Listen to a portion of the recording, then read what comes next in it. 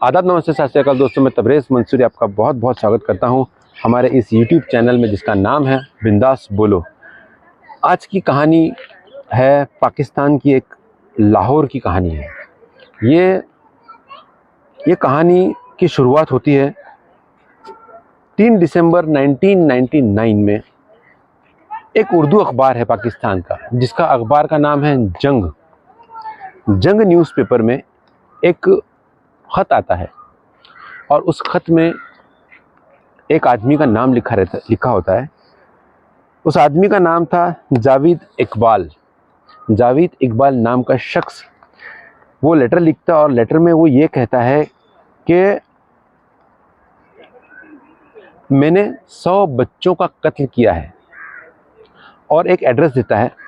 और उस पर लिखा होता है कि अगर आपको मेरी बात पर यकीन नहीं आता है तो आप ये एड्रेस पे जाकर चेक कर सकते हो। मैंने यहाँ पर कुछ सबूत भी छोड़ रखा है ताकि आपको मेरी बात पर पूरी तरह से यकीन हो जाए। और उस लेटर में ये भी लिखा होता है कि मैं पुलिस स्टेशन भी गया था और पुलिस ने मुझे कोई रिस्पांस नहीं दिया। मतलब पुलिस को जब मैंने ये कहा कि मैंने 100 बच्चों का कत्ल किया है तो पुलिस को ये बात मेरी झूठ लगी। तो मैंने ये ख़त आपको लिखा। अब वो जो जंग न्यूज़पेपर है, जंग न्यूज़पेपर के जो एडिटर को ऐसा लगता है कि इसको एक बार पुलिस स्टेशन बताना चाहिए, इस लेटर को एक बार पुलिस स्टेशन लेके जाकर दिखाना ज़रूर चाहिए।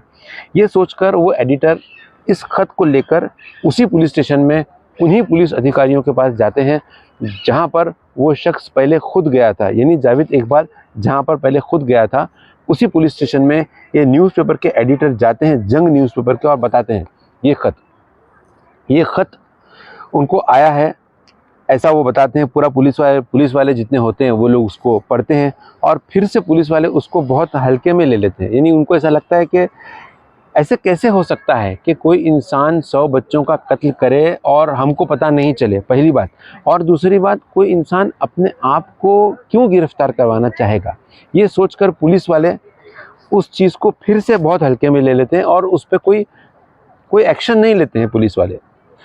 अब वो जो न्यूज़पेपर का जो एडिटर होता है, उसके दिमाग में कहीं ना कहीं ये बात चलती है कि शायद इसमें कोई ना कोई हकीकत हो सकता है कोई हकीकत हो। ये उसके दिमाग में बात चलती है। ये सोचकर उसने क्या किया, उसने अपने एक रिपोर्टर को भेजा वहाँ पर। कोई क्राइम रिपोर्टर वहाँ पहुँचे और वो क्राइम रिपोर्टर वो एड्रेस पे गए। एड्रेस पे जाने के साथ जब उन्होंने दरवाजे को धक्का मारा तो दरवाज़ा खुल गया। हालांकि नॉर्मली लोग जब कोई घर में नहीं होता है तो वो दरवाज़ा अंदर से लॉक्ड होता है। यह दरवाज़ा अंदर से लॉक्ड नहीं था। ये धक्का देने के साथ में ही दरवाज़ा खुल गया और एक पुराना जैसा एक मकान था, एक सुनसान इलाके में पुराना मकान जैसा था। अब ये रिपोर्टर वहाँ गया। वहाँ जाकर जब उसने देखा दीवारों पर उसको कुछ खून के धब्बे नज़र आए। वो खून के धब्बों को देखकर ही थोड़ा सा वो घबरा गया और उसे कुछ स्मेल भी आ रही थी, यानी कोई बास भी उसे आ रही थी वहाँ पर। फिर उसने वहाँ पर एक बैग था।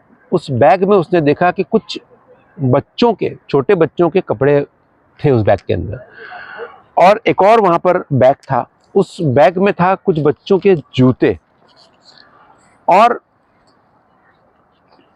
एक प्लास्टिक की थैली मिली। एक प्लास्टिक बैग छोटा सा उसको मिला, उसके अंदर एक डायरी थी। उस डायरी में काफ़ी सारे बच्चों के नाम थे और वो डायरी में डेट्स थे। यानी ये डेट को ये बच्चे का नाम लिखा था और उसकी एज लिखी थी बच्चे की, और कुछ तस्वीरें भी थी बच्चों की। यानी सारी चीज़ें बच्चों से रिलेटेड ही उसको वहाँ पर दिखाई दी। और जैसे ही वो वहाँ से बाहर निकला तो उसने देखा कि वहाँ पर एक ड्रम पड़ा हुआ था। उस ड्रम में एसिड था। अब वो ये सारी चीज़ें देखकर बहुत घबरा गया और वो घबरा कर सीधा पहुँचा अपने ऑफिस में, जंग न्यूज़पेपर की ऑफिस में। उसने एडिटर साहब को बताया ये बात कि सर यहाँ पर मैंने ये चीज़ें मैंने देखा हूँ।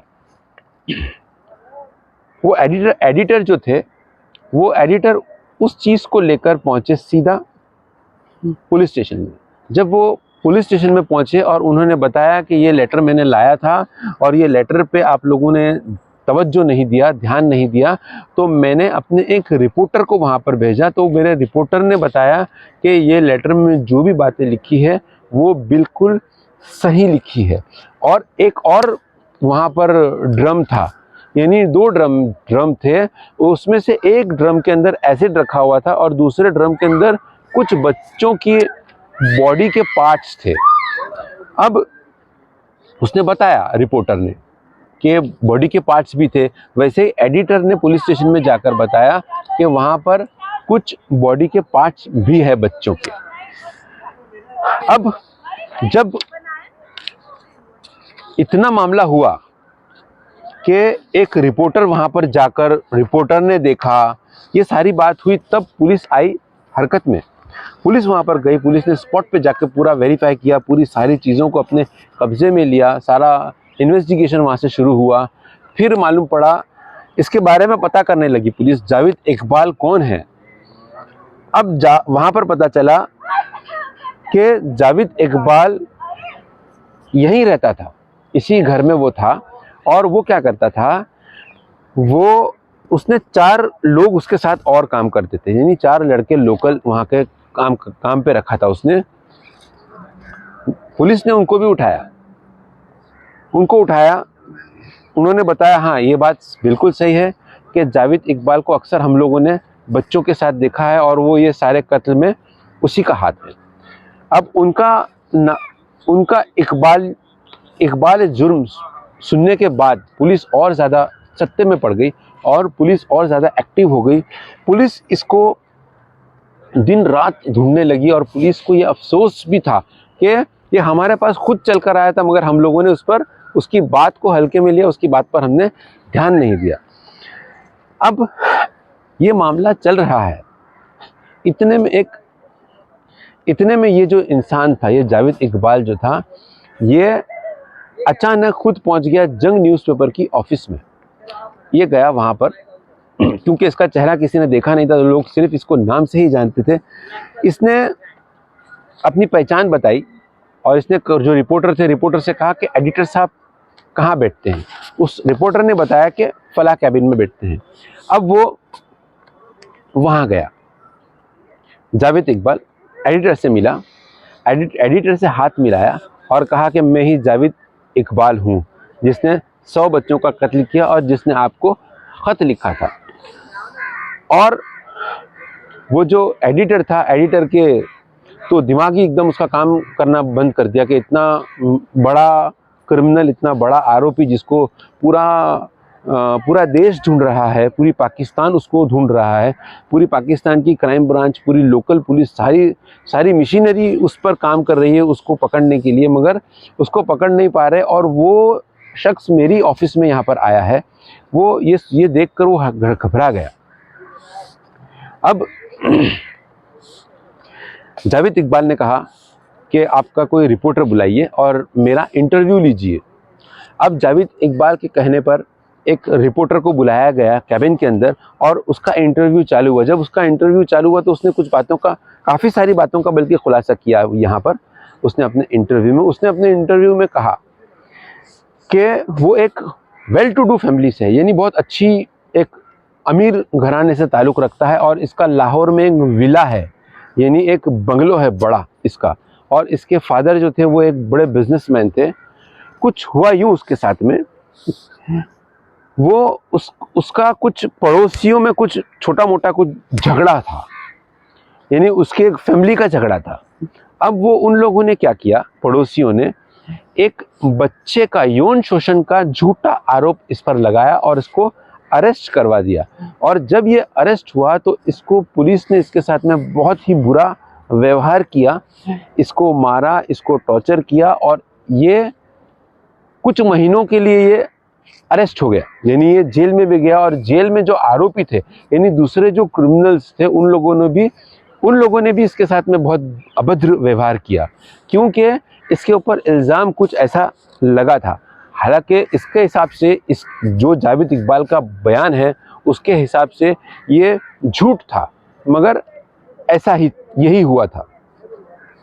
अब इसका कहना ये था कि मैं झूठे इल्ज़ाम में जब अरेस्ट हुआ तो मेरी माँ अक्सर वहाँ पर आया करती थी और मेरी माँ रोती थी, ज़ारो कतार, यानी आंसुओं से उसकी माँ रोती थी। और रोते रोते उसको ये पता चला कि उसकी माँ ऑफ हो गई, यानी ये जेल में था और इसकी माँ इसी सदमे से मर गई। यानी एक बड़ा इंसिडेंट देखने चाहो तो इसके साथ में हुआ था। फिर इसने जेल में ही कसम खाया कि जिस तरह से मेरी माँ रोई है मैं 100 माँओं को रुलवाऊंगा। और उसने यहाँ से अपनी कसम को पूरा करने के लिए कार्य शुरू किया। यानी कि ये जैसे ही जेल से छूटा, इसने एक वीडियो पार्लर, यानी वीडियो गेम का जो पार्लर होता है जहाँ पर बच्चे आते हैं, क्योंकि इसका टारगेट था बच्चों को मारना, तो इसने बच्चों की एक चीज़ डाला जो बच्चों की फेवरेट चीज़ होती है, जहाँ पर बच्चों का हुजूम रहता है, मेला लगा होता है बच्चों का एक टाइप का, वहाँ वो इसने गेम वो चीज़ इसने डाला। यानी कि वीडियो गेम वीडियो पार्लर इसने डाला। वहाँ पर काफ़ी सारे बच्चे आते थे। अब इसने एक वीडियो पार्लर आगे था और पीछे उसके अंदर से ही पीछे के एक कमरा था जो खाली था, उसमें एंट्रेंस था। इसने ऐसा टाइप का बनाया था उसे। अब ये क्या करता, ये वीडियो पार्लर में आता और जब देखता कि काफ़ी सारे बच्चे हैं तो चुपचाप 100 की नोट गिरा देता। अब 100 की नोट गिरा देता और जाके चुपचाप दूर से देखता कौन सा बच्चा वो नोट को ले रहा है। अब जब वो देखता कि फला बच्चे ने इस नोट को लिया, तो ये क्या करता, उस बच्चे को डांटता और अपने पास बुलाता और बात करने के बहाने पीछे के कमरे में लेके जाता और उसको वही घर में ले जाता जहाँ से सारे बच्चों की लाश मिली और जहाँ से वो एसिड के ड्रम मिले, वहाँ ले जाता और वहाँ पर लेकर जाकर वहाँ पर एक चेन थी, उस चेन से उन बच्चों का वो गला घोंटता। उससे पहले वो बच्चों के साथ यौन शोषण करता। यौन शोषण करने के बाद में उन बच्चों का वो गला घोंटता, गला घोंट के उनको मार डालता और मरने के बाद में बच्चों के टुकड़े बनाता था, छोटे छोटे टुकड़े बनाकर। वहाँ पर एक एसिड का डब्बा था, यानी एक ड्रम था। वो उसके जो पीसेस होते जो बच्चों के, वो पीसेस को उन ड्रम में डाल देता, एसिड के ड्रम में डाल के उसको जला देता। और वहाँ पर पास में ही एक रावी नदी थी, यानी जो टुकड़े बच जाते, यानी जो बच्चों के पीस जो एसिड में डालने के बाद में भी जो पूरी तरह से नहीं गलते या जो पीस बच जाते, उसको वो उस रावी नदी में बहा देता। इस तरह से उसने काफ़ी सारे बच्चों का उसने वहाँ पर वीडियो पार्लर में कत्ल किया। उसके बाद में जब उसे ऐसा लगा कि यहाँ पर धीरे धीरे यहाँ आम लोगों को पता चल रही है ये बात, उसने क्या करा, उसने वो जगह को छोड़ दिया, क्योंकि उसको अरेस्ट होने का डर था कि उसे ऐसा लगा कि मैं अभी अरेस्ट हो जाऊंगा। उसने वो जगह को छोड़ दिया। वो जगह को छोड़कर उसने एक दूसरी जगह पर फिश एक्वेरियम डाला। अब वो फिश एक्वेरियम में अच्छी अच्छी खूबसूरत रंगीन मच्छियाँ वो रखता ताकि वहाँ पर भी बच्चे आए। अब वहाँ पर भी बच्चों का हुजूम आने लगा। अब वो वहाँ पर भी यही सेम चीज़ करता, 100 की नोट गिरा देता और दूर से देखता कौन सा बच्चा उस 100 की नोट को ले रहा है। जो बच्चा उस 100 की नोट को लेता तो ये क्या करता, ये उसको बुलाता था, डांटने के बहाने उसको अलग कमरे में लेके जाता और फिर उसी घर में लेके जाता जहाँ पर सारे बच्चों का इसने कत्ल किया और उसी चेन से वो बच्चों का गला घोंट देता। गला घोंटने के बाद में उनका कत्ल करता। कत्ल करने के बाद में उन बच्चों की बॉडी के पीसेस बनाकर उसको उसी एसिड के ड्रम में डालता और जो पीस बच जाते उसको वैसे ही रावी नदी में बहा देता। अब इसने देखा, इसका ये इकबालिया बयान मैं आपको बता रहा हूँ। इसने क्या किया कि 8 से 10 बच्चों का जब, और ये क्या करता है, एक डायरी मेंटेन करता। वो डायरी में लिखता था कि बच्चों का पहले नाम पूछता था और उनका नाम लिखता और एड्रेस लिखता बच्चों का, और काफ़ी बच्चों का इसने फ़ोटो भी लिया था, यानी नाम, एड्रेस और कुछ बच्चों के फ़ोटो जो डायरी में मिले, जो मैंने आपको बताया, वो डायरी मेंटेन करता। और जो बच्चे को जिस दिन मारता उस दिन वो लिखता था, ये इस बच्चे को नाम के साथ में, बच्चे के फ़ोटो के साथ में लिखता। वो डायरी मेंटेन किया उसने।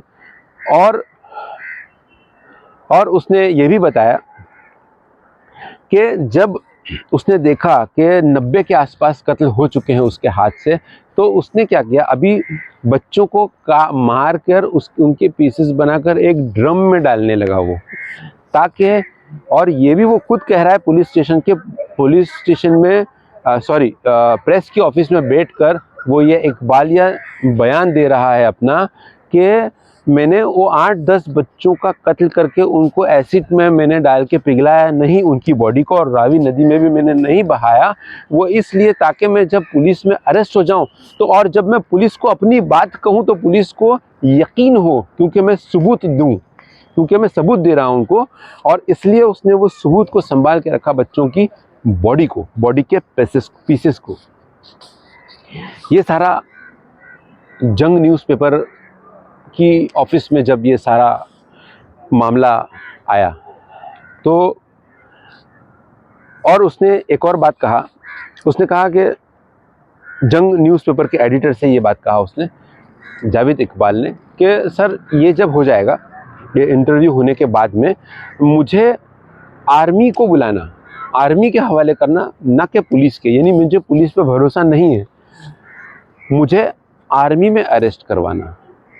अब वो जो न्यूज़पेपर का जो एडिटर थे उन्होंने आर्मी को फ़ोन किए, इंटरव्यू छापे, उन्होंने इंटरव्यू छाप दिए पूरा, आर्मी को फ़ोन किए, आर्मी को फ़ोन करके आर्मी के 20 जवान वहाँ पर आए, और आर्मी के जवानों ने इसको अपने कब्ज़े में लिया और लेके गए, और लेके जाने के बाद में इसका पूरा स्टेटमेंट लिए। स्टेटमेंट लेने के बाद में वहाँ की जो पाकिस्तान की जो क्राइम ब्रांच थी उसके हवाले कर दिया गया इसे, और इसको कोर्ट में प्रेजेंट किया गया। जब कोर्ट में इसको प्रेजेंट किया गया तो एक ऐतिहासिक ये मामला हुआ था, और इससे पहले पूरे पाकिस्तान के अंदर ऐसा कोई मामला नहीं था जिस पे इतनी सारी मशीनरी, इतनी सारी पुलिस की मशीनरीज काम कर रही है। कंटिन्यूसली न्यूज़ में आने लगा, कंटिन्यूसली पेपर्स में आने लगा, यानी ऐसा कोई दिन नहीं बचता था। 1999 की मैं आपको बात बता रहा हूँ, ऐसा कोई दिन नहीं बचता था कि वो ये मामला न्यूज़पेपर में ना आए और मीडिया में ना आए। जो भी मीडिया के वहाँ पर, जैसे भी मीडिया के ज़रिया जो भी था उस ज़रिए से आता था, हर ज़रिए से। और अब इसको कोर्ट में खड़ा किया गया। कोर्ट में जब इसका ट्रायल चला तो जज जो थे वो बहुत गौर से इसको सुनते थे, बहुत गौर से सुनते थे, और बहुत भावुकता के साथ में जज साहब इसको सुनते थे। और जब फैसले की घड़ी आई, जब फैसला जब देना था जज साहब को, जज साहब ने एक बहुत ऐतिहासिक फैसला दिया, और वहाँ के जज का ये फैसला मैं आपको सुनाता हूँ। आप लोगों ने इससे पहले कभी नहीं सुना होगा, और पूरी वर्ल्ड में, पूरी दुनिया में इससे पहले ऐसा फैसला किसी भी कंट्री में किसी अदालत ने नहीं दिया है, जो मैं आपको बताने जा रहा हूँ, जो इस मामले में पाकिस्तान की कोर्ट ने दिया था, हाई कोर्ट ने। उन्होंने, जज साहब ने फैसला दिया कि जावेद इकबाल को 100 बार फांसी दी जाए, यानी कि एक ही इंसान को 100 बार फांसी की सज़ा दी जाए, और इसके 100 टुकड़े बनाए जाए, और हर टुकड़े को, इसके जिस्म के, इसके शरीर के हर एक टुकड़े को एसिड में डाला जाए, ताकि लोगों को इबरत हो, लोगों को ये पता चले कि ऐसे हैवानों के साथ में क्या होना चाहिए। अब ये जो फैसला था जज साहब का, ये जज साहब का फैसला मीडिया में आने लगा, वहाँ पर न्यूज़ में चलने लगा कि एक ऐतिहासिक फैसला इतना बड़ा जज साहब ने सुनाया, ये न्यूज़ में चलने लगा। अब वहाँ की गवर्नमेंट इन्वॉल्व हुई अभी इसमें। अब ये गवर्नमेंट इन्वॉल्व होकर गवर्नमेंट ने ये कहा कि जज साहब ने जो फैसला दिया वो बहुत ही भावुकता के साथ में दिया, यानी उन्होंने इंसानियत को और अपनी भावुकता को मद्देनज़र रखते हुए उन्होंने ये फैसला दिया है, मगर ये फैसला कानून में नहीं बैठता है। ऐसा नहीं हो सकता है कि एक ही आदमी को 100 बार फांसी दी जाए, क्योंकि एक बार अगर इंसान मर गया तो उसके शरीर पर कुछ भी करो, उसको उस दर्द का एहसास नहीं होता है, तो 100 बार फांसी देने का कोई मतलब नहीं बैठता है। और एक बार अगर वो मर गया तो उसके 100 टुकड़े बना दो या 1000 टुकड़े बना दो उसके शरीर के, इंसान को दर्द का एहसास नहीं होता है, ऐसा गवर्नमेंट ने वहाँ की कहा। और ये जो फैसला था जज साहब का, ये फैसले को रद्द करके गवर्नमेंट ने उसको एक बार फांसी देने की सज़ा मुकर्रर की। तो ये था एक शैतान, मैं इसको शायद ऐसे ही कहूँगा, एक शैतान टाइप का इंसान, यानी उसकी एक सोच, एक कसम, उसके साथ अगर गलत हुआ, और उसने हर बच्चे के साथ यौन शोषण किया था, हर बच्चे के साथ पहले वो यौन शोषण करता था, फिर उसकी जान लेता था।